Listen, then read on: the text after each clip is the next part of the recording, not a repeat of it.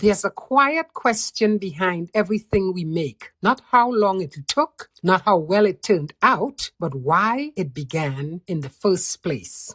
When we sew or craft or sit to make something with our hands, we are often responding to a moment in our lives, a need, a longing, or simply the desire to feel present again. Today, I want to pause and reflect on a few pieces I made over the past year, not to critique them, but to listen to what they were asking of me.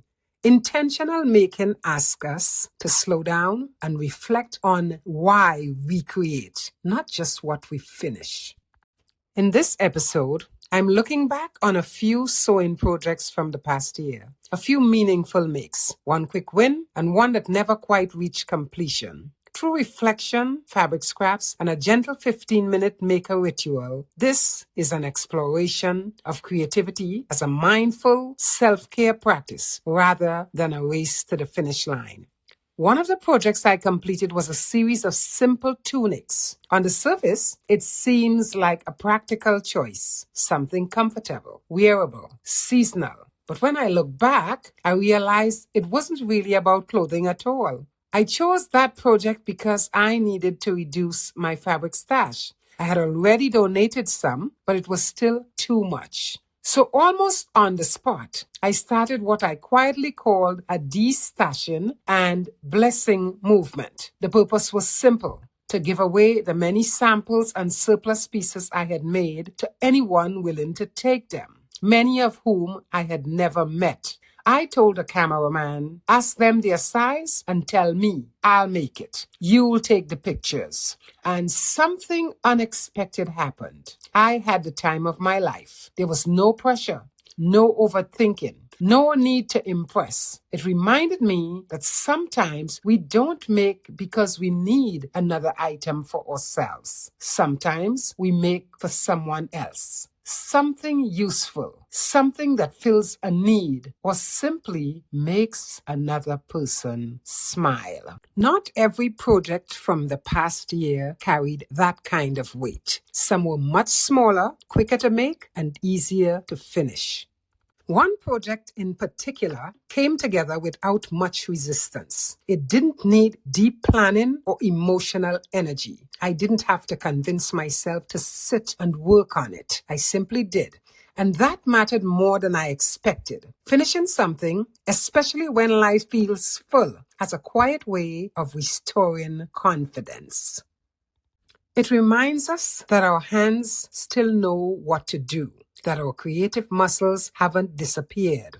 Quick wins don't mean shallow creativity. Sometimes they are the projects that bring us back to ourselves, the ones that say you can still begin and you can still finish. And then there are the projects that never gets finished. For a long time, I saw unfinished pieces as something to explain away, or worse, something to feel guilty about. This project started with good intentions. I had the fabric, I had the idea, I even had the time. What I didn't have was the same energy by the time I reached the middle. Something shifted, and instead of forcing myself to push through, I stopped. That pause taught me more than completion would have. It showed me where my attention really was. It showed me what no longer fit the season I was in. Not everything we begin is meant to be finished right away, and not every unfinished project is a failure. Some of them are simply waiting for clarity, for rest, or for a different version of ourselves. I've been thinking differently about scraps lately. The small pieces left behind after a project is finished. The ones that don't seem important enough to keep, but never quite feel right to throw away. Scraps have a way of collecting, quietly, patiently. Working with them feels like a shift in attention. Instead of reaching for something new, I pause and ask, what's already here? Turning remnants into something simple. A bit of fabric fringe, a small patchwork piece isn't about efficiency. It's about respect. Respect for the material. Respect for the time already spent. Scraps remind me that creativity doesn't require abundance. Sometimes it just asks us to notice what we've been overlooking. Not every creative day comes with wide open hours.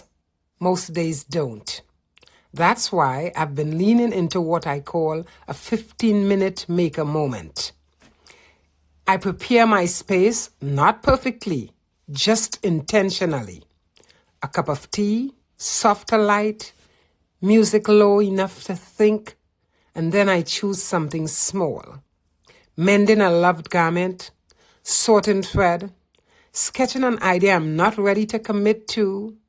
There's no pressure to finish. The point isn't productivity. The point is presence.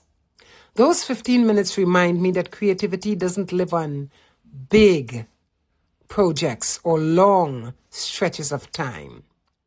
It lives in showing up, even briefly, and allowing myself to make without exception. When I look at these pieces together, the meaningful makes, the quick win, the unfinished project, the scraps, and the quiet 15-minute moments, I don't see a list of accomplishments. On the contrary, I see a rhythm. Each one met me in a different way, some with generosity, others offered reassurance.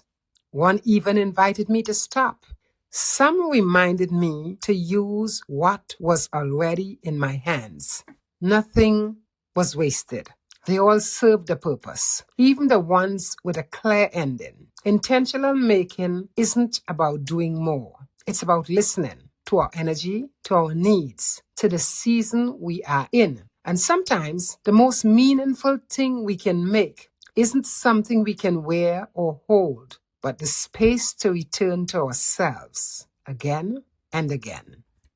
Thank you for being here. I appreciate your presence. Please share your thoughts in the comments. And for more scrap fabric ideas, subscribe to All My Ways, Andrea.